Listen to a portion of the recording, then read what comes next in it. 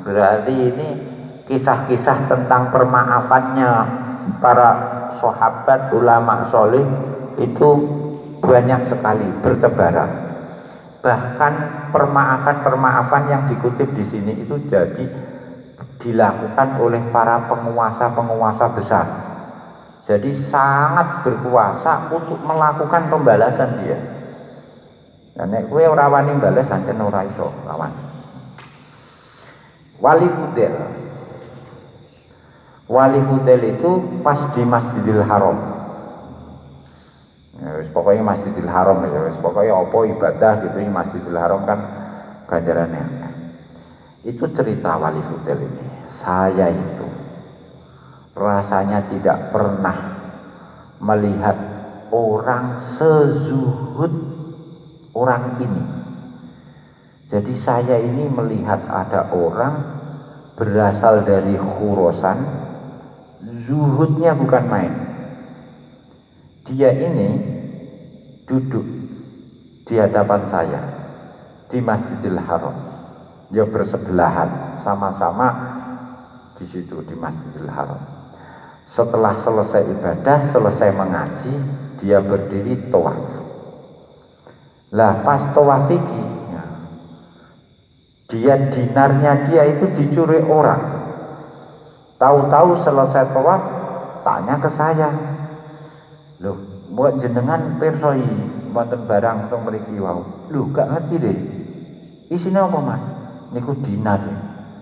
Oh nggih pun nek ngoten. Nangis si anak ini, laki-laki ini nangis. Loh mas, jenengan nangis gini yo, kelangan dinar. Mboten. Saya menangis bukan karena saya kehilangan dinar, mata uang emas ya. Berarti kalau tadi yang tadi kan dirham saja ya, ini emas, berarti nilainya lebih. Tapi saya menangis itu membayangkan dinar saya itu memberikan bayangan kepada saya besok di hari kiamat. Saya dihadapkan dengan pencuri itu disidang oleh Gusti Allah. Coba saya di depan mahkamah akhirat bersidang melawan pencuri itu. Ya mesti dia tak kalah no, dia sing nyolong. Nah dia kalah niku kula mboten mentolo. Nek akhirat nek ngarepe Gusti Allah, ya dia tak bantah malu isin rumangsa dosa ngarepe Gusti Allah. Dia ini udah welas ada saat. Kula bayangno dia mesti mulakno kula nangis bayangno saakene dia esuk ben nek akhirat. Ngono. Oh dadi nangis ora kelangan duwe. Ngono. Kowe ya ngono, nek barang ilang nangis. Kene nangis. HP kula ilang. Lah kene nangis. Nganjen HP ilang yo nangis. Ning krana wis ngaji ya gayane.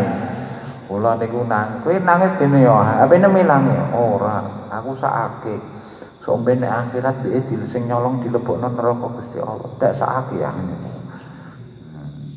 Aku mlebu swarga. Nek ora mentolo aku delok wong mlebu neraka gara-gara nyalang HP-ku. Terus gawe pengumuman, barang siapa yang merasa mengambil handphone saya, maka saya kasihani karena masuk neraka. Malah wedi dibalik. Malik bin Dinar, ini ceritanya agak panjang. Mengutip sampai endi ya? Sampai kolal hakam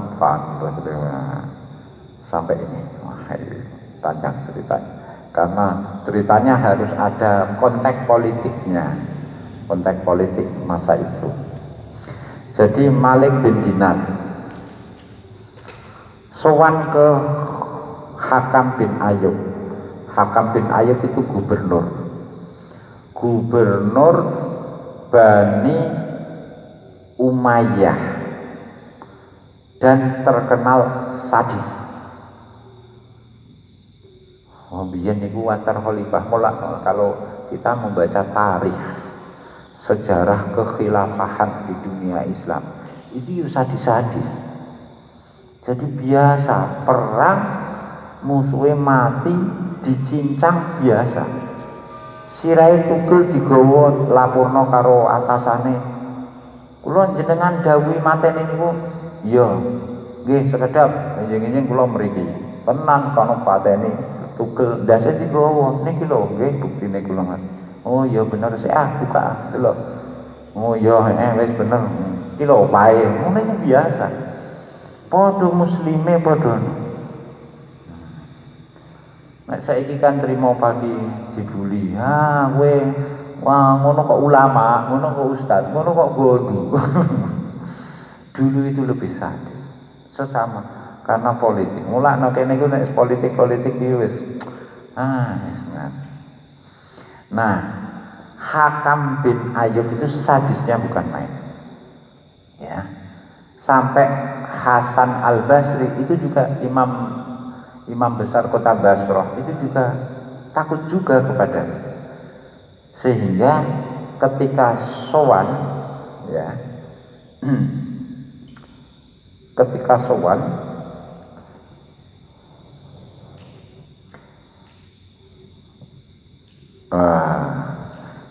sowan kan gini, orang-orang yang tidak satu kubu oleh Gubernur Hakam ditangkapi. Jadi lawan-lawan politik dicekeli, dipenjara, nek ngeyel ya dipateni, dieksekusi mati. Nek rodo apik ya wis dipenjara pokoke gitu. Lah, Imam Hasan Al-Basri itu teman-temannya, santri-santrinya itu juga loh ditangkapi sama Hakam. Ini akhirnya Imam Hasan sowan dibarengi sama Imam Malik bin Dinar. Ini orang-orang solih, orang-orang alim di hadapan gubernur yang sadis. Yundredeg barang biman jilatil farorij ngrogi barang ngono lagi mlebu digetak digorok gitu. Tapi Imam Hasan Al-Basri sufi besar, ulama besar langsung sowan cerita,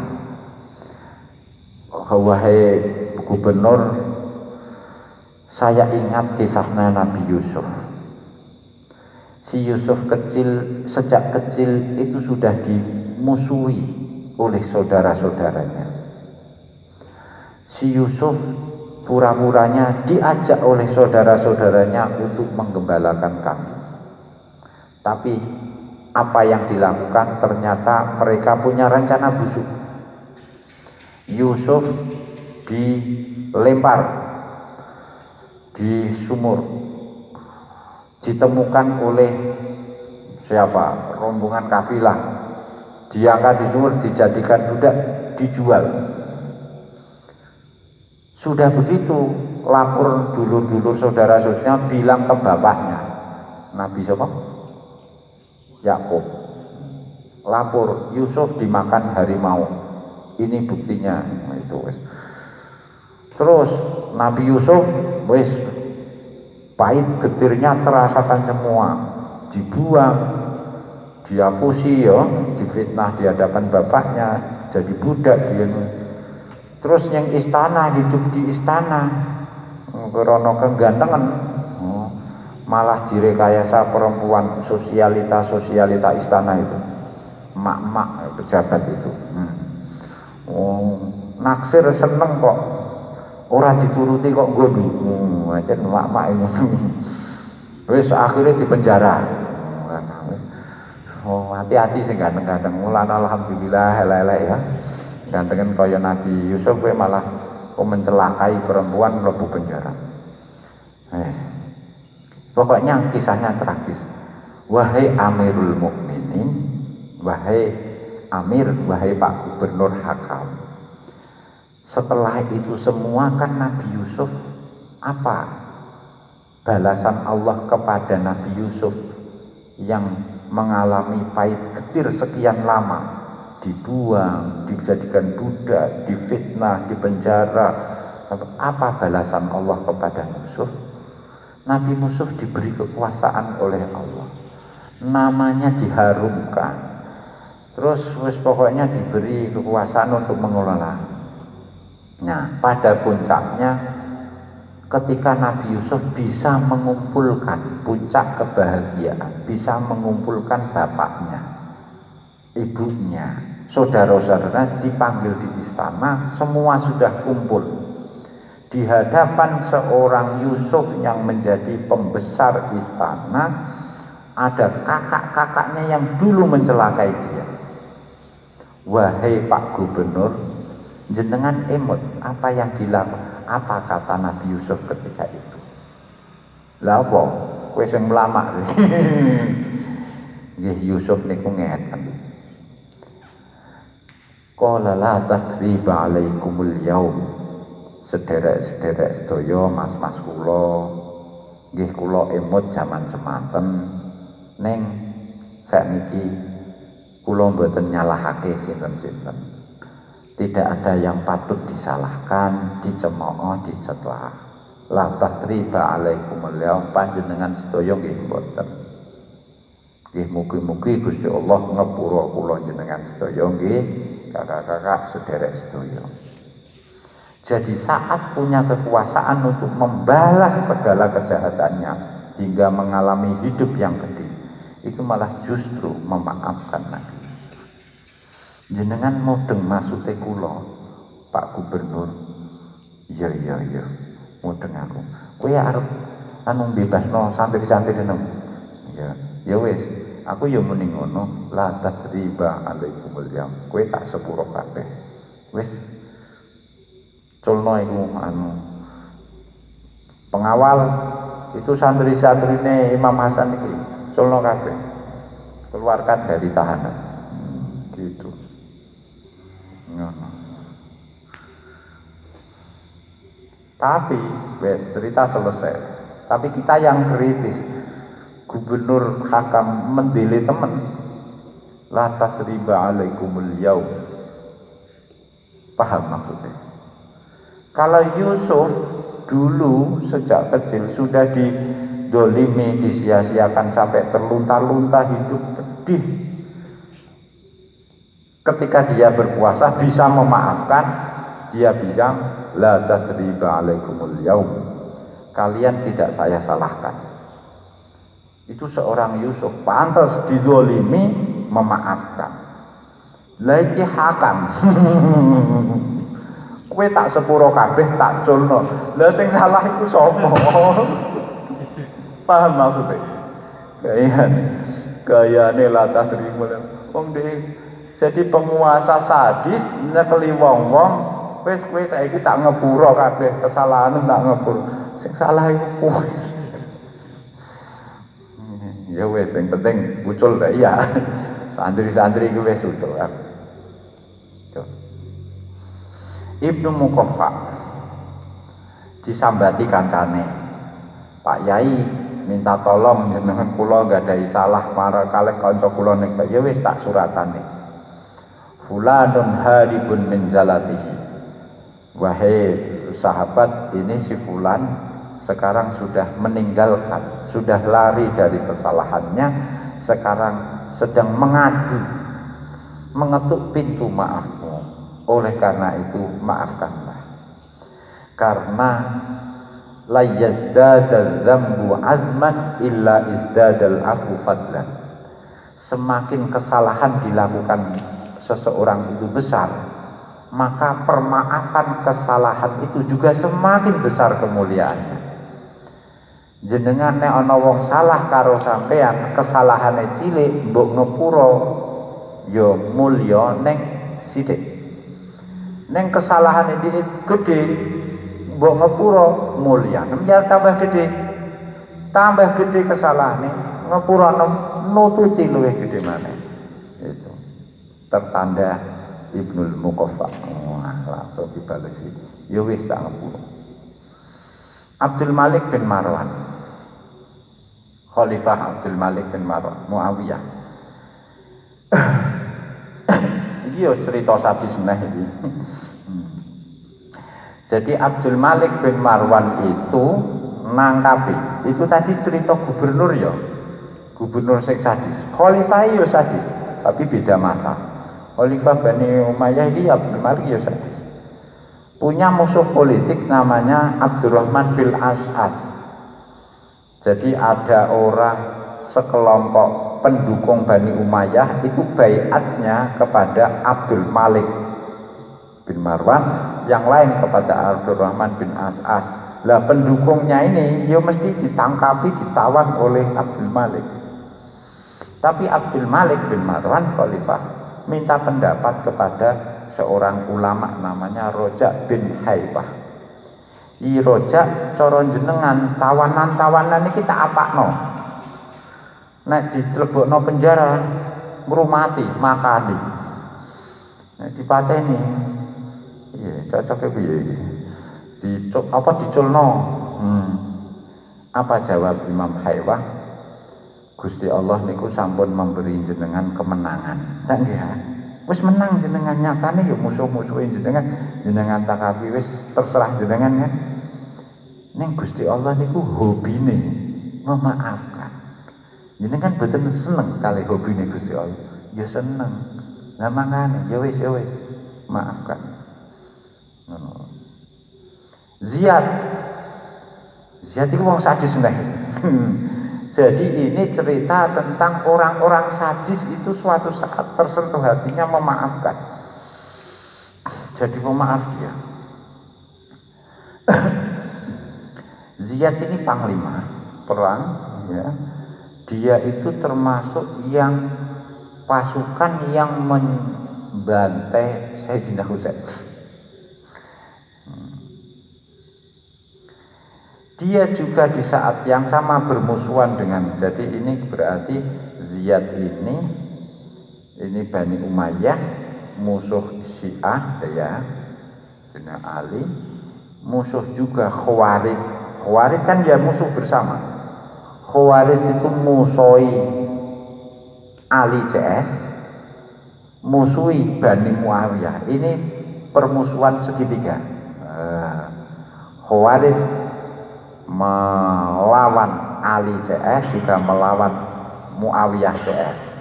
Muawiyah ya musuhnya Ali, otomatis musuhnya Khawarij. Ali ya padha ae, itu jadinya musuh segitiga. Ini berarti si sadis. Ziyad itu termasuk pemimpin yang membantai. Lah suatu saat dia ketemu musuh yang lain, iso nyekel dari kubu Khawarij.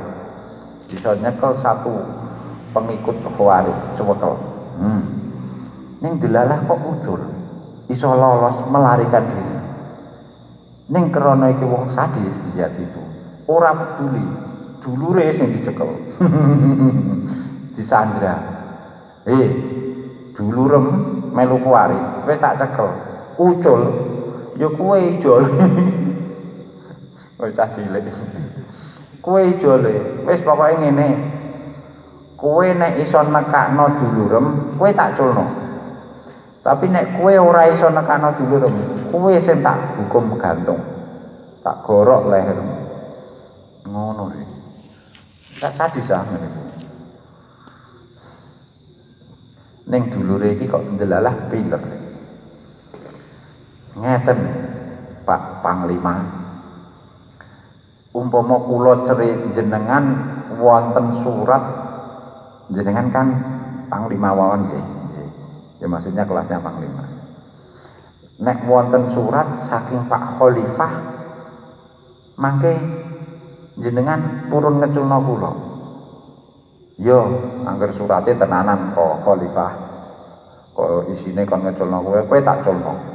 Jadi yang bisa melepaskan sampean itu aku instruksi dari Khalifah atasan. Ngeten Pak Panglima.